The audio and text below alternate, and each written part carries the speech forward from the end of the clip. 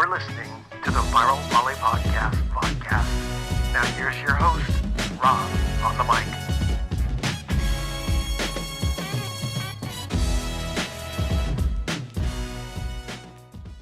Hey, good day, everyone. I'm Rob Espero, the Viral Volley Podcast, and we got a College Volleyball Weekly men's indoor edition. And again, Dan Friend of Lewis, Dave Hunt of Pepperdine, and Jay Hosack of George Mason. Had a week one. It was tumultuous.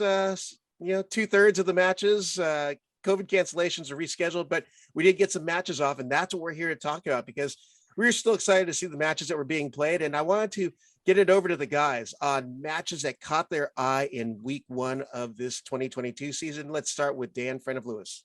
Oh, there was a few. So I don't want to steal it from the other guys, but I got to watch GCU and McKendree the first night. I thought that was a great match, and Yankee was pretty impressive. That guy did some pretty neat things. But even McKendree, I thought they put themselves in a position to kind of win a couple games and didn't quite finish, but they had some really, really nice plays, and they were defensively pretty good. And so it was a good match to watch. Lots of fans in that arena. It was really neat to see, you know what I mean? So you're watching that, and it was the ESPN Plus. The one I didn't get to see that I wanted to is Penn State and BYU, but I don't have Big Ten, so maybe Jay can talk about that a little bit in terms of that. Does anyone have Big Ten? No, I don't have Big Ten yet. So, but and I think the other match for me, was Lincoln Memorial came out and got a win against Purdue Fort Wayne. I knew Purdue was without their stud, but what a great win for Lincoln. I know they wanted to play us, and I think they were gearing for a match on the second night, and those guys, put it together and were able to get a win. So, yeah. How about you, Jay? Let's go over to you. Yeah, no. First of all, Yankee and Gianni, that's a dangerous duo for anybody. High flyers, live arms, big serves. I mean, it's January, and I was seeing some serves that definitely had a 7 in front of that number. So they were legit good, and I was pretty excited about that. The other one, I did see Penn State, BYU. I think BYU's in a rebuilding year. They got a couple of guys that returned. The Italian came back. I'm pretty sure he is the guy, but I don't know how much of a supporting cast around him he's going to have this year. He had some pretty big heavy hitters around him the last few years. So it'll be interesting to see what BYU does this year. The coach is going to figure it out. He's going to move some things around and, kind of put some new players in and see who can perform. But Penn State's legit. This team has been together for 3 or 4 years now. And they have steadily worked their way up the ranks. They are dangerous, and anybody who plays them this year, if you don't take them seriously, if you're not looking at the right things, you're going to be in for a world of hurt. And their kid, Toby Ezionu, the middle blocker, redshirt sophomore, or true sophomore, actually, that kid is hitting at probably the 11-foot clip, maybe even 11.6. He is way up there. And he's an unorthodox player. He hasn't played a ton growing up, but he is figuring it out. He's going to be a kid that in the next couple of years, you might see on the national team roster, maybe when he's all said and done. He's up there. Those are the ones that I watch the most. All right. How about you, Dave Hunt of Pepperdine? Yeah, I mean, Stanford, it was cool to see Stanford. They played 3 matches. They got all 3 of them in. Being in Santa Clara County, where Santa Clara County has not been very helpful in terms of getting some events going. I heard Jay's comment about BYU and watching. We played them in the fall. They're missing 2 guys, at least in this last match. They have another setter that's real good, and their outside hitter that hasn't played yet for them. I think he redshirted. Yeah, Nix, I think is his name. He's legit. So when those guys get back, that team is really good. There's not a huge drop off. Obviously, Gabby, losing him, anybody that loses a player of that caliber is gonna have a little bit of a dip, but they're damn good. They're not nearly what they showed against Penn State, and it's a bummer because I wish they would have been at full health to be able to do that. But watching Stanford play those matches, watching USC go and play Santa Barbara, and have to grind out a win the first night or first afternoon that they played, and then watch them play the second one. So that was fun to see. So I'd say a combination of all those 3. Hey, I was gonna add in. I think you're gonna see a lot of this. Like, we don't know all these pieces. You're gonna start seeing teams like we're supposed to play tomorrow. whereas to Tuesday with 10 guys.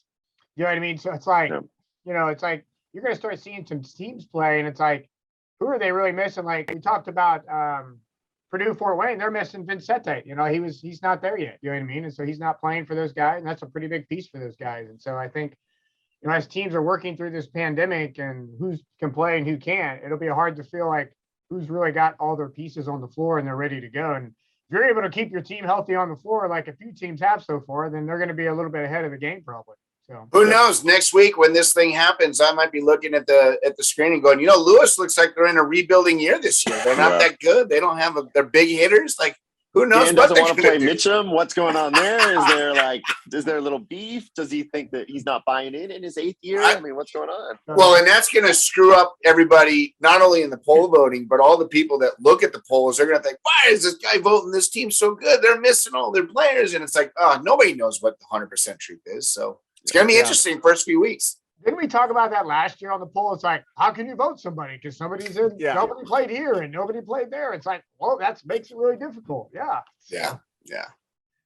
Well, one of the big tournaments that usually happens in week one is the A6 Santa Barbara tournament. We saw 3 teams cancel out. It ended up being only USC, UC Santa Barbara, and who am I forgetting in that mix?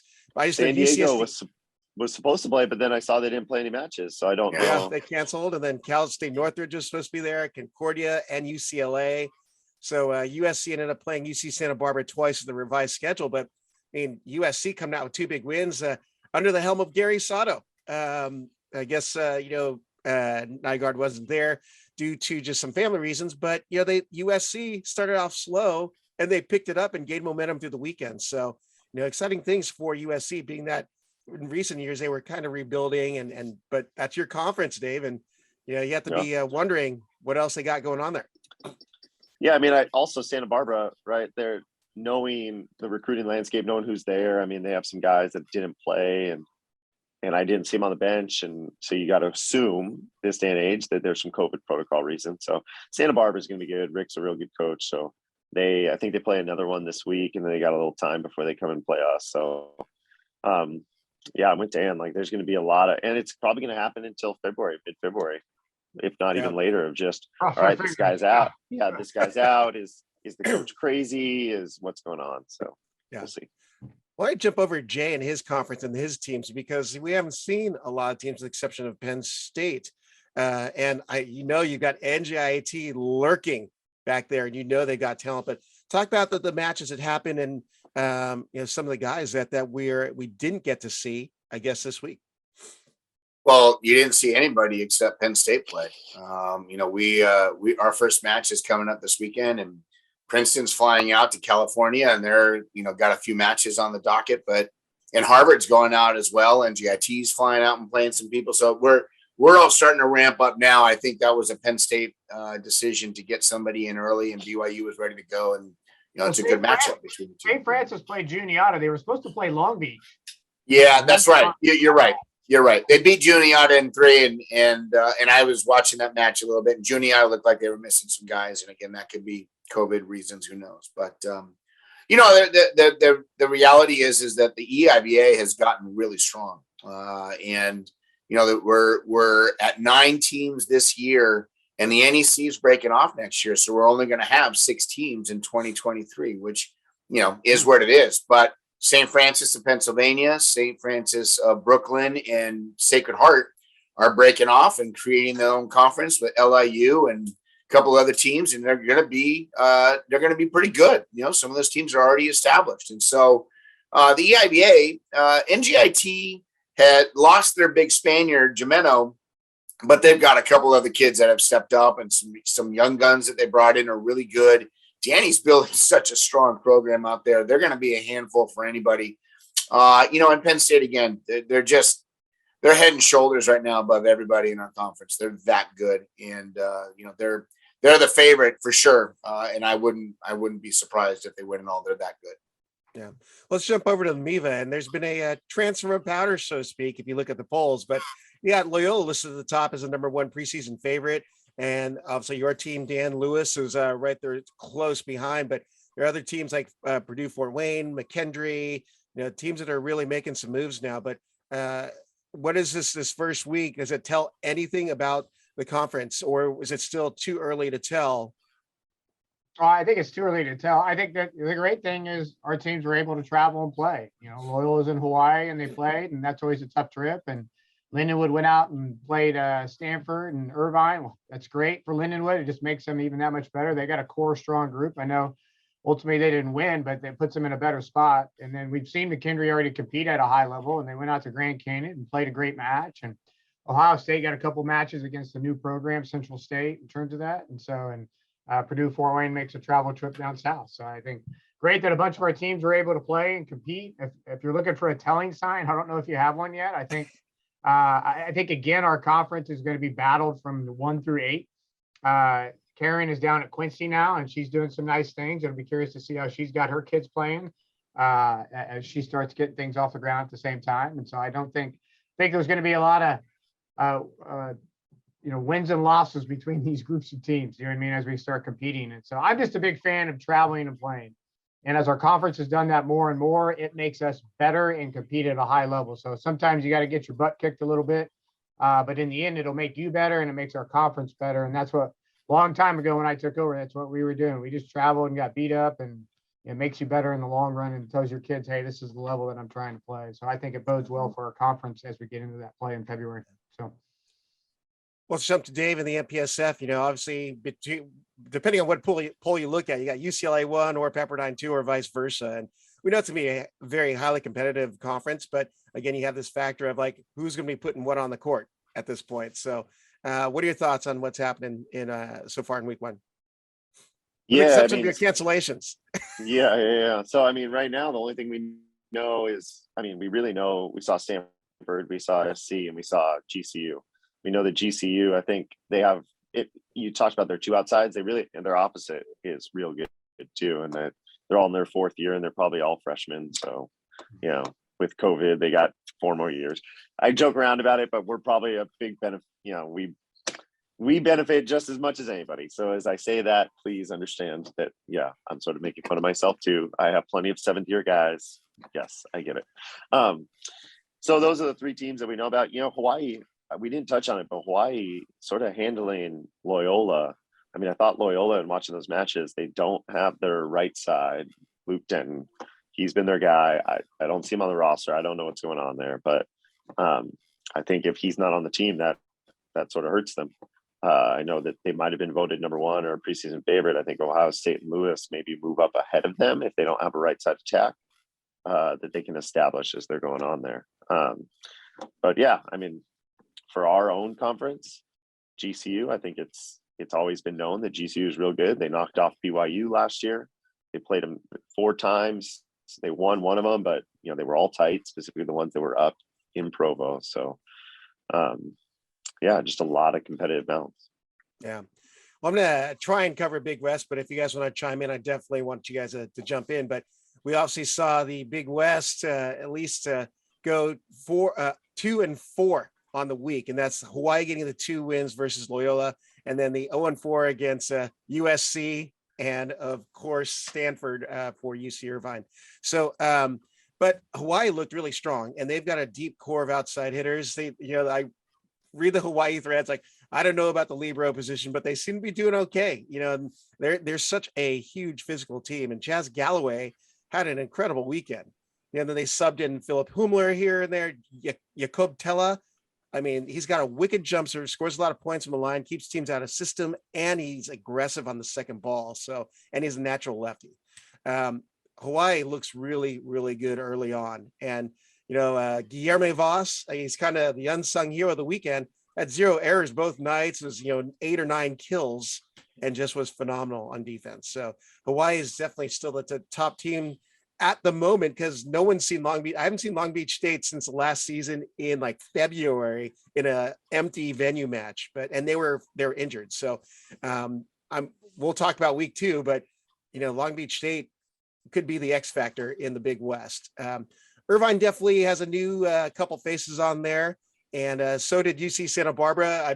Obviously it's because of new faces and COVID protocols and so forth, and everyone's been dealing with that. But early on in the season, it's definitely a crapshoot. So anything to add, guys? Yeah. Go ahead, Jay. Oh, sorry. Hawaii goes as Theli goes. If that kid is having an on night, he's finding the right hitters at the right time, they're going to be really good. I was impressed by him.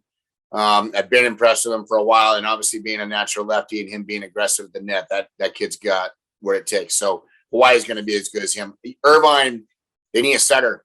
I know they converted their middle to a setter, and it's kind of a little bit of a trial and error. And then obviously I don't think, Niff is putting his team at number one in the country, but if they can get a setter that can get in there and set consistently. I mean, Sonny is one of the best outside hitters in the country.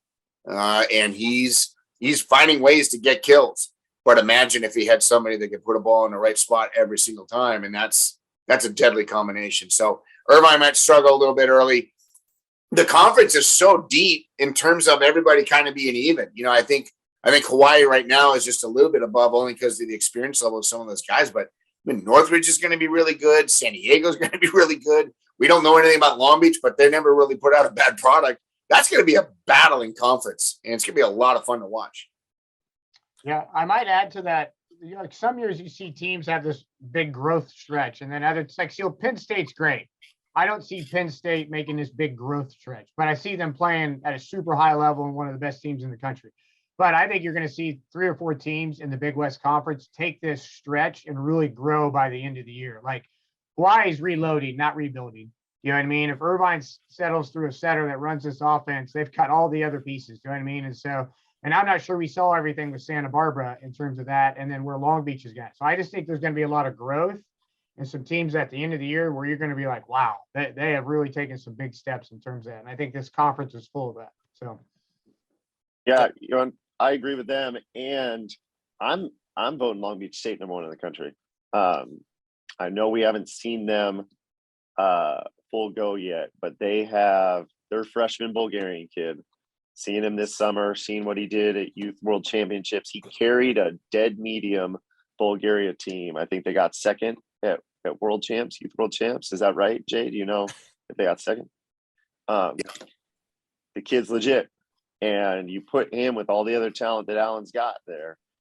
And they're who said it, but they've never really put out a bad product, and they play. Allen gets them playing the system he wants. They understand how they're going to play the game. And when they play Hawaii late in the year, I think those are going to be battles. And we haven't seen much of Long Beach the last 2 years, right? They only played 10 to 12 matches last year, but they're good. I can't wait to see the Volley Talkers' response to Dave saying he's going to put Long Beach State first. It's going to be I already awesome. did twice, 2 weeks in a row. That's love it. Always good starts of the year when you can rattle the Volley Talk crew. just so you know, Jay has said Volley Talk twice. Now I said it. You know what I mean? So it's like he's inciting like this. You know what I mean? Inside. They like to think that I like to kick the hive. So apparently I'm kicking a hive right now. Who knows? Well, let's jump over to our week 2 matches on what everyone's going to be watching. And there can be more than one. It's good to pick like 3 or 4 because who knows if it's going to go at this point. But let's start with Dan on this one. What are the matches that Dan Friend's watching? Well, I mean, there was a lot of matches, and I'm hoping we get a few more percentage-wise than we did last week. But I want to see Princeton play. Sam played. Is it 2 years? I mean, it's like I'm excited for Sam. Excited for his group of guys, and I want to see those guys play some volleyball. And the other one would be Harvard, right?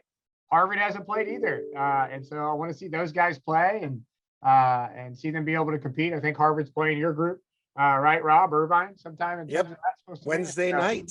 Yeah, and so I'm excited for those 2 teams to be able to get out and compete. And those kids are certainly chomping at the bit. So those would be my ones. Yep. How about you, Dave?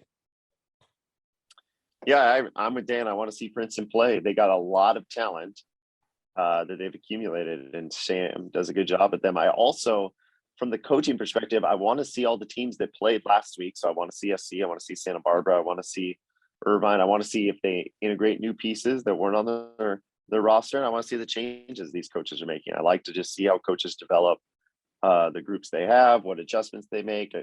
If you're a team that you feel like you don't have a veteran group and you're not going to be in contention for an at-large, you got to win through your conference to get to the NCAAs.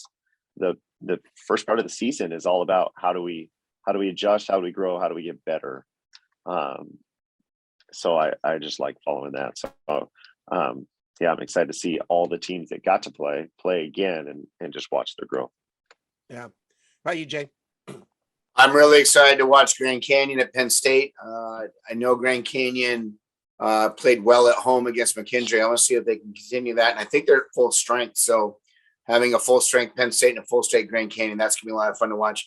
I also want to see Harvard and Princeton. Harvard has not played. I haven't seen Harvard in 2 years. So I really have no idea what they look like. I saw Princeton in the fall at a tournament. They're legit. Wedbush, their setter, their freshman setter, is one of the best setters in the country and will arguably be one of the best setters in the conference. And he's running a real nice offense. So they got a lot of pieces. They're going to be a lot of fun to watch. And Dave's right. They are chomping at the bit. I also am looking forward to seeing NJIT against Lewis and Loyola. NJIT has got a couple of returners from last year. They've got a setter with a little bit more experience. Their opposite Meister is still legitimately just big, giant, strong kid that hammers the snot out of the ball.